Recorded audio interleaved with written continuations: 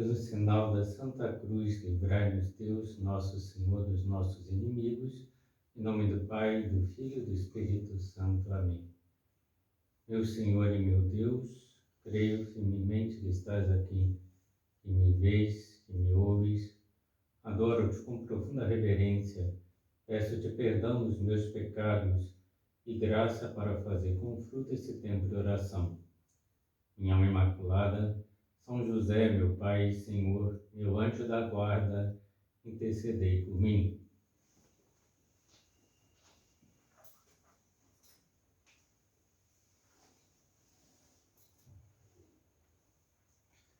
O coração é o centro íntimo da pessoa, de onde brotam os sentimentos mais profundos. O próprio Jesus Cristo ensinou que de um bom coração brotam atitudes e palavras boas.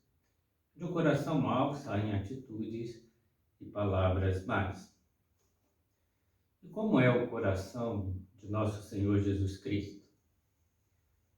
Sempre fazemos referência ao Sagrado Coração de Jesus, visto ser o coração humano de uma pessoa divina. Esse coração está repleto da graça e é fonte de graça para nós. Dele nós recebemos graça sobre graça. Outra característica marcante do coração de Cristo, cada vez mais valorizada na Igreja, é a de ser um coração misericordioso. Como sabemos, os últimos papas têm realçado muito a misericórdia do Senhor. Entre eles se destacam especialmente São João Paulo II e o Papa Francisco. Santa Faustina Kowalska também teve uma grande participação nessa valorização da misericórdia divina. Significativo também é o fato de que na consagração do Opus Dei ao Sagrado Coração de Jesus, São José Maria tem colocado no texto dessa consagração 3 vezes a jaculatória. Cor Jesus Sacratissimum et Misericors Dona Nobis Patrim. Ou seja, coração sacratíssimo e misericordioso de Jesus, dai-nos a paz. O Papa Francisco, na bula Misericordiae Vultus, com a qual proclamou o ano da misericórdia na Igreja, escreveu sobre Jesus Cristo. A sua pessoa não é senão amor, um amor que se dá gratuitamente. O seu relacionamento com as pessoas que se abeiram dele manifesta algo de único e irrepetível. Os sinais que realiza, sobretudo para com os pecadores, as pessoas pobres, marginalizadas, doentes e atribuladas, decorrem sob o sinal da misericórdia. Tudo nele fala de misericórdia. Nele nada há que seja desprovido de compaixão. E os santos evangelhos nos narram tantas cenas em que Jesus Cristo atua com misericórdia, em que se compadece diante das misérias alheias, das enfermidades e doenças corporais, e principalmente como reage diante da miséria espiritual, dos pecados de seus irmãos, os homens. Podemos recordar alguns desses episódios. Diante do paralítico de Cafarnaum, Jesus, em primeiro lugar, perdoa os seus pecados, pois era o mais importante a ser feito, e depois cura os seus membros paralisados. Levanta-te, pega a tua maca e anda. Diante da mulher adúltera, pega em flagrante adultério, enquanto os demais queriam apedrejá-la, Jesus é clemente.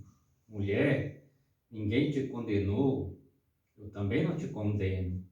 Vai, e de agora em diante não peques mais. Chora junto com Maria, irmã de Lázaro, pela morte do seu amigo, mas principalmente pela dor de Maria.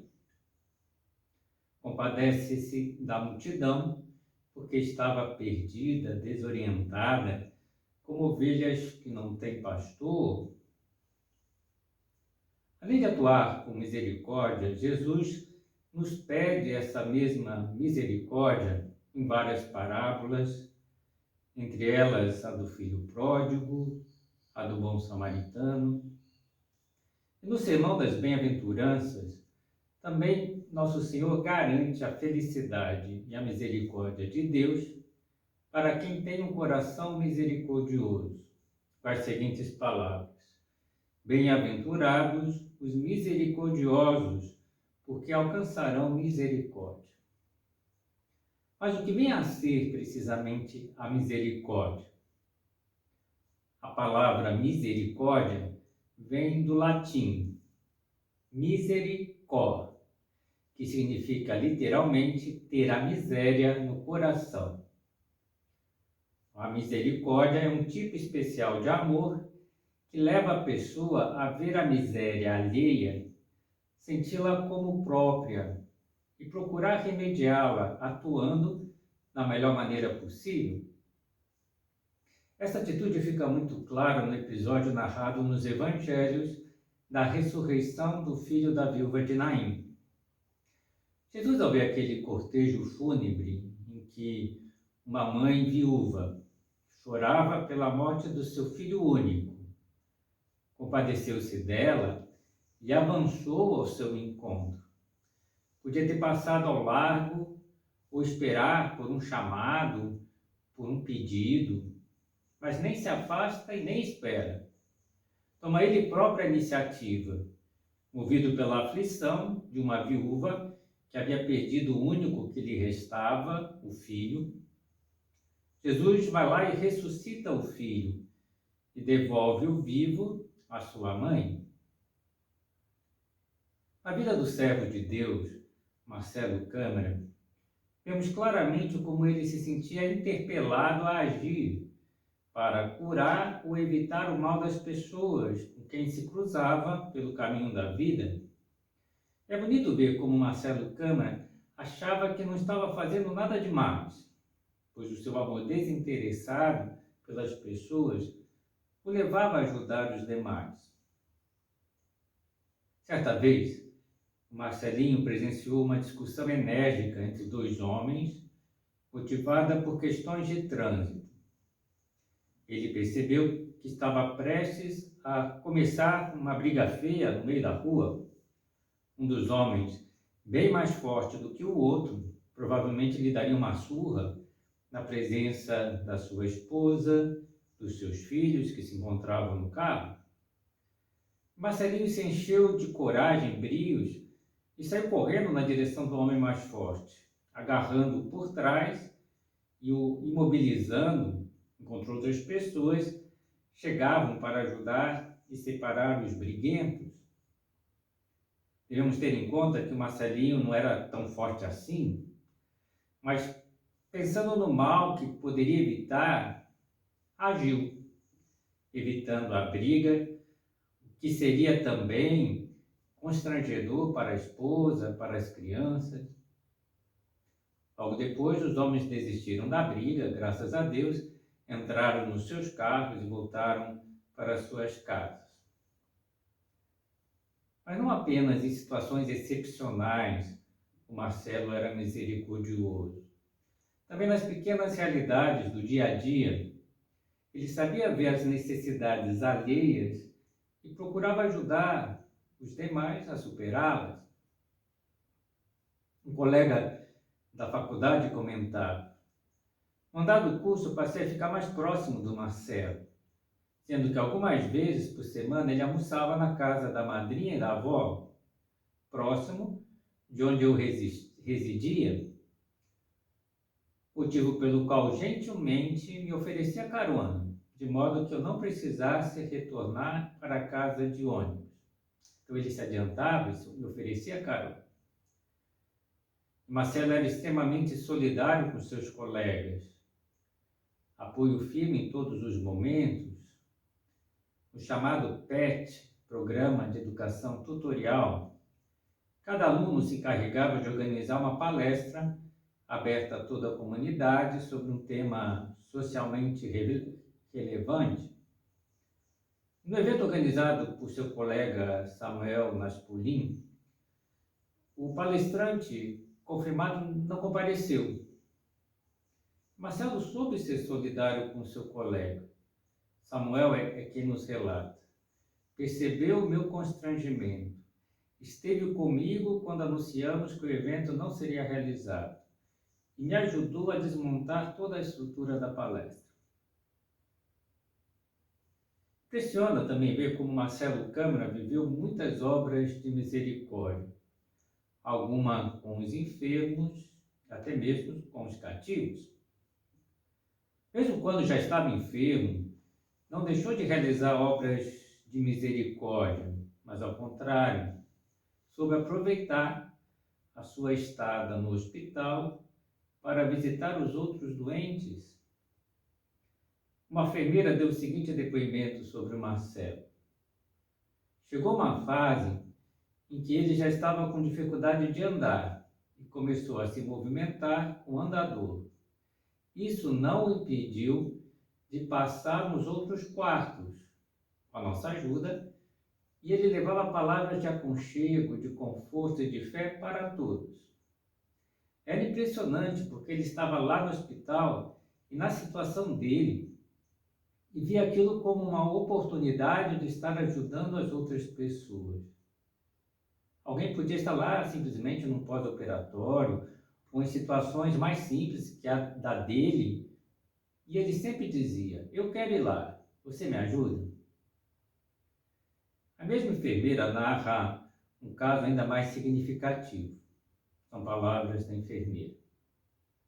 A gente tinha uma paciente que estava no mesmo corredor que ele.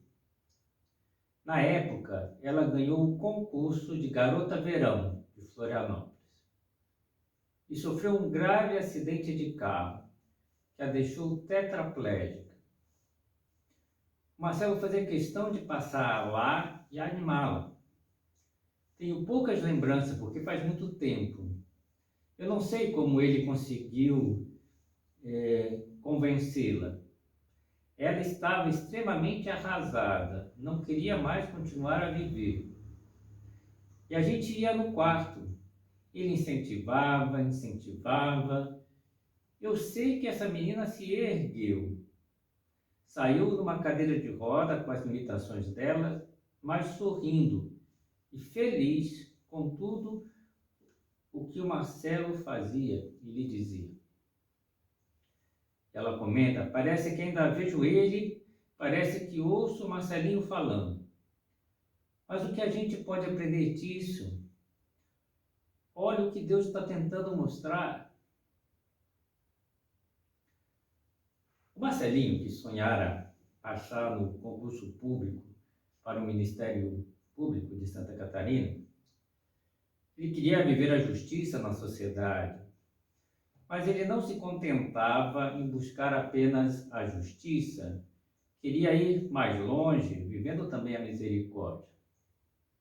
Certa vez, exercendo já o seu cargo de promotor da justiça, obteve uma justa condenação para o autor de um delito. Após a sentença da condenação, Marcelinho fez algo inusitado. Foi em busca do apenado, a fim de dar-lhe conselhos para que dedicasse o tempo que passaria no cárcere para refletir sobre a sua vida e principalmente para que mudasse de rumo a sua vida, que buscasse a Deus. Um outro promotor de justiça, que também trabalhava no Ministério Público de Santa Catarina, ao conhecer esse episódio da vida do Marcelo Câmara, comentou: isso é algo bastante incomum no meio jurídico, pois geralmente os promotores de justiça, quando conseguem condenar alguém no tribunal do júri, sentem-se vitoriosos, como se tivessem cumprido bem a sua missão, mas desejam que o condenado fique por muitos anos preso, por haver praticado um crime doloso contra a vida. Marcelo foi além e santificou o trabalho de promotor de justiça ao aconselhar um condenado a mudar de vida, a resgatar a esperança, a se aproximar de Deus. Em outra ocasião, quando o Marcelo estava novamente hospitalizado, dois colegas foram visitá-lo no hospital e pediram a sua opinião sobre um determinado caso, sobre o qual o Marcelo já havia estudado, já tinha conhecimento. Lhe disseram: Marcelo, nós viemos aqui falar contigo para ver o que tu achas que nós devíamos fazer com essa pessoa. Marcelo lhes disse: espera, deixa-me refletir um pouco. Quanto tempo vocês deram para ele? Eles disseram: ele está julgado em 5 a 6 anos. Foi quando Marcelo respondeu-lhes que a pessoa em questão era uma pessoa tão boa, que aquilo tinha sido um lapso na sua vida. E sugeriu que eles, em uma outra reunião, procurassem mudar a pena para 2 anos. E comentou: ele é tão moço e tem que fazer a vida dele no convívio da família. E abrandou, querendo abrandar a pena daquele condenado. Marcelo Câmara também se destacou por exercer praticamente todas as obras de misericórdia espirituais. Ensinar os ignorantes, aconselhar os indecisos, admoestar os pecadores, consolar os aflitos, perdoar as ofensas, suportar com paciência as pessoas molestas, rezar a Deus pelos vivos e defuntos. No ensino daqueles que não sabem e que ignoram a verdade das coisas, principalmente a fé católica, Marcelo ajudou a muitas pessoas. Um amigo do Marcelo, chamado Klaus, organizou, durante certo tempo, uma escala de reforço escolar para crianças acolhidas pela Ação Social Missão, mantenedora da Casa Lar Emaús, em Florianópolis. Então, essa é uma instituição fundada por jovens do movimento Emaús, com o objetivo de acolher e educar meninos em situação de vulnerabilidade social. Marcelinho foi um dos voluntários da equipe montada pelo Klaus para ajudar os meninos a vencerem a difícil batalha dos estudos, como lembra Dindo, morador da casa na época. Leio o seu depoimento. Ele dava aula de reforço escolar para mim e mais 2 meninos da casa, toda quinta-feira à noite. Ele era uma pessoa muito atenciosa, educada, inteligente pra caramba. A gente aprendia fácil com ele. Tínhamos muita dificuldade com os estudos. E por isso tínhamos essas aulas extras na casa lá. Marcelo era voluntário, dava essas aulas particulares para nós, nos ajudou bastante. Eu mesmo tive pouco tempo de convívio com ele, pois logo comecei a estudar à noite, mas o pouco foi muito. Então, foi marcante na vida dele esse contato com Marcelo. Marcelinho era um amante da verdade, sem dúvida, um estudioso profundo e autodidata da fé católica, e mantinha uma postura firme face às propostas e ensinamentos contrários à verdade revelada. Jamais transigia com o erro em questões de fé, de moral, citava com muita autoridade as fontes bíblicas, magisteriais, que revelavam o ensinamento correto, ao mesmo tempo que fazia com mansidão, com humildade de coração. Um dos temas preferidos do Marcelo era a Inquisição. Estudou o assunto com profundidade para poder esclarecer as pessoas, frequentemente induzida a um juízo errôneo, insuficiente. E dizia, em certa ocasião, é necessário, antes de mais nada, ver, saber do que se trata, para depois examinar e julgar com critério. Quero, desde logo, alertar para o seguinte: só efetuará um exame criterioso sobre o tema quem souber contextualizá-lo. Aliás, como qualquer tema, tem que ser contextualizado. Querer pensar a Inquisição do seu contexto histórico é um erro muito grave. Não se pode cometê-lo ao examinarmos o passado, bem como não se pode cometê-lo ao examinarmos o presente. E assim que saiu o catecismo da Igreja Católica, o Marcelo organizou logo uma escola da fé para o estudo do novo catecismo na sua paróquia. O testemunho da atuação do Marcelinho na escola da fé. Sua gentileza e sabedoria alentava e edificava todo o corpo de ministros paroquial, a quem ele muito ajudou, ministrando aulas sobre o catecismo da Igreja em nossa escola paroquial de lideranças. Participar das aulas ministradas pelo Marcelo era muito edificante. Ministrava com profundidade, sabedoria e simplicidade, uma mente brilhante e humilde, um coração vigoroso e terno. Como catequista de jovens na sua paróquia, seus colegas dizem que ele ajudou a muitos jovens a se afastarem das drogas. E Marcelo exerceu um maravilhoso apostolado de amizade e confidência no âmbito acadêmico e profissional, tal como aprendeu no Opus Dei. Como professor universitário, Marcelo se preocupava verdadeiramente com a formação integral dos seus alunos. Sua atuação não limitava o ensino dos conteúdos jurídicos e nem mesmo a sala de aula. Por exemplo, quando em algumas ocasiões dava carona aos alunos, aproveitava a ocasião para conversar sobre a vida deles. Aproveitava também os intervalos de aula para interagir com seus pupilos e tinha interesse pelo bem de cada um. Veja o depoimento que deu uma das suas alunas, Karina. Dr. Marcelo Câmara foi meu professor no curso de Direito. Foi um privilégio, um presente de Deus ter sido sua aluna. Além de excelente mestre, era um grande ouvinte e conselheiro. Mesmo com a sua enfermidade, nunca deixou de sorrir e de sempre levar aos nossos corações uma palavra amiga, sempre cercada de muita fé. Sua passagem tão prematura deixou a todos nós, na época, órfãos de um excelente mestre, mas principalmente órfãos de um grande amigo. Impressionante essa amizade que ele conseguia, até mesmo com os alunos. E esse apostolado de amizade e confidência cultivou principalmente quando ele conheceu o Opus Dei. E exerceu esse apostolado também no movimento de Emaús.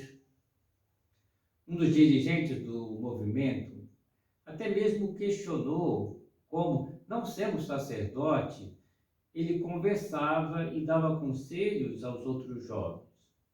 Marcelo teria lhe explicado que não era necessário ser sacerdote para dar bons conselhos aos amigos e que todos os cristãos podem e devem exercer este apostolado de amizade e de confidência.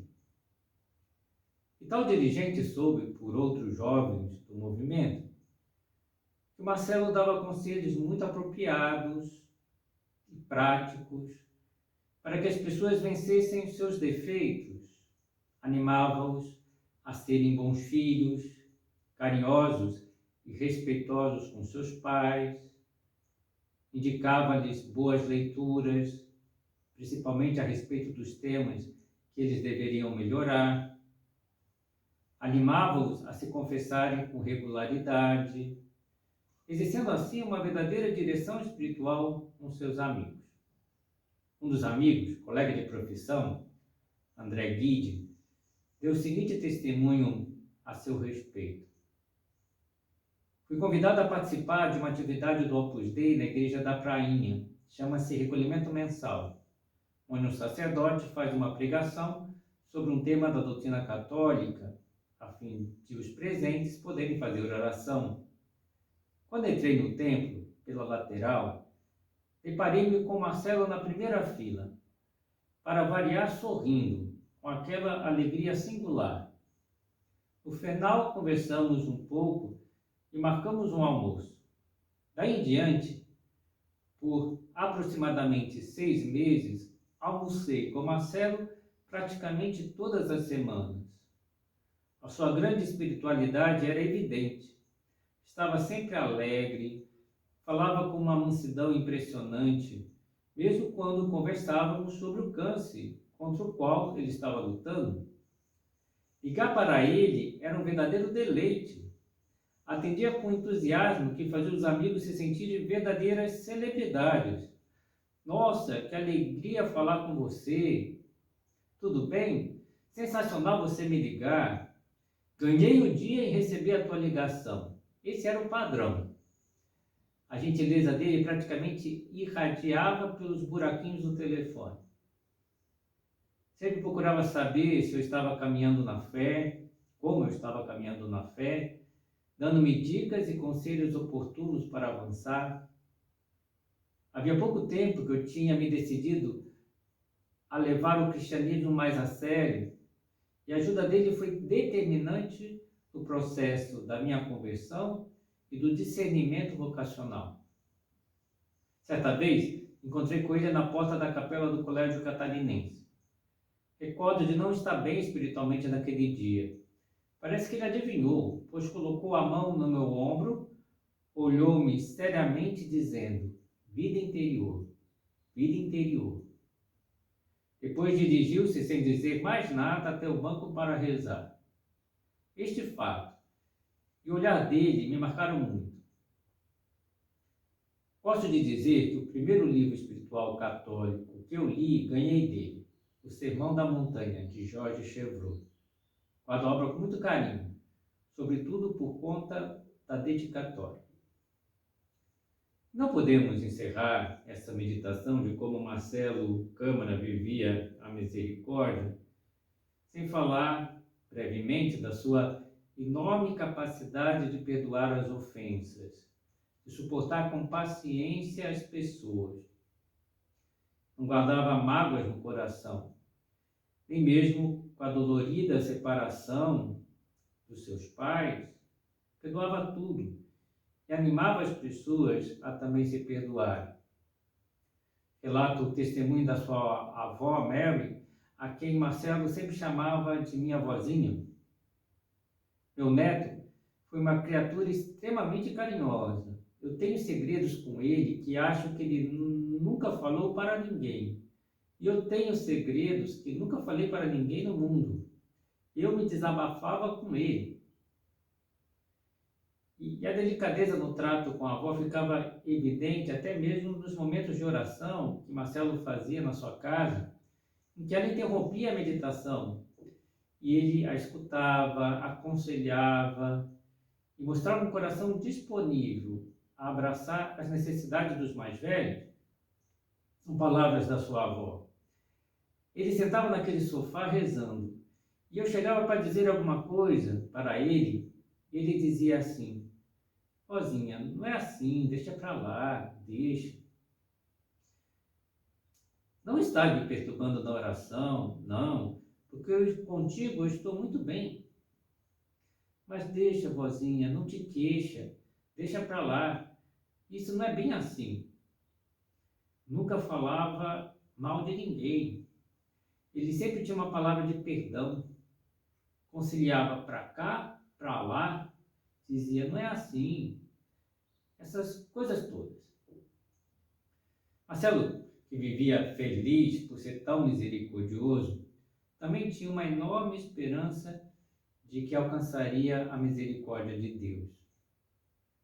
Quando sua mãe teve um pequeno momento de abatimento normal, no hospital, devido ao quadro grave da doença do seu filho, que poderia levá-lo à morte como levou, Marcelo percebeu a desilusão no olhar da mãe e, querendo consolá-la, disse carinhosamente à mãe: se eu fico nessa vida, é pela misericórdia de Deus. Se vou para a vida eterna, também é pela misericórdia de Deus.